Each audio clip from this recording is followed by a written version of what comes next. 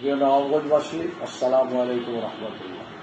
Captain Mohiuddin Jahangir কলেজে কালকের ঘটনাকে নিয়ে আমার বিরুদ্ধে যে অপপ্রচার করা হচ্ছে, এটা আমি তীব্র নিন্দা করছি এবং প্রতিবাদ করছি এবং এই ধরনের সংবাদ পরিবেশন থেকে বিরত থাকার জন্য আমি অনুরোধ করছি। আমি গিয়েছি ক্যাপ্টেন মহিউদ্দিন জাহাঙ্গীর কলেজের শিক্ষকদের আহ্বানে।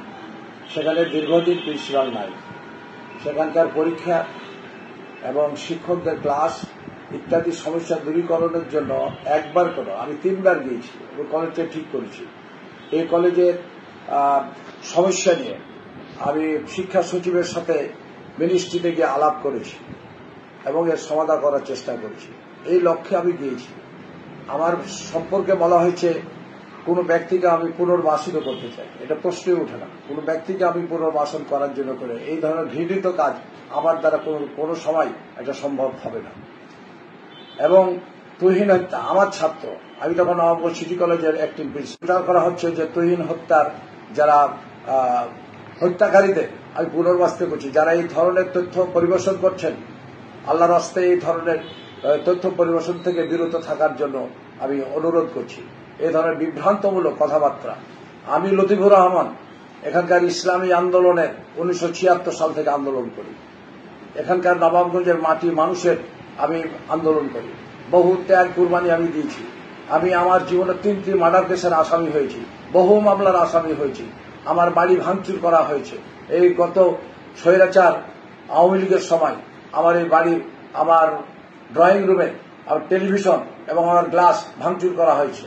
আমার উপর 15 বার অভিযান চালানো হয়েছে আমাকে অ্যারেস্ট করার জন্য। আমার মামলা রয়েছে।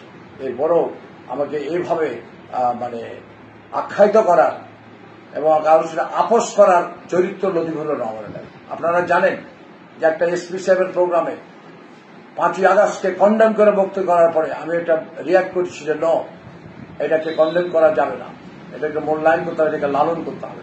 আমাদের মুক্তিযোদ্ধাকে লালন করতে, মুক্তিযুদ্ধকে লালন করতে হবে এবং জুলাইয়ের যে বিপ্লব সেটাকে আমাদেরকে লালন করতে হবে। এই জন্য আমার বিরুদ্ধে যারা এই কথাগুলো বলছেন, এটা থেকে বিরত থাকবেন, দেশবাসীকে বিভ্রান্ত করবেন না। আমি এখানকার 2 বার এমপি, পৌরসভার মেয়র একবার। জনগণ আমাকে চেনে বুঝে।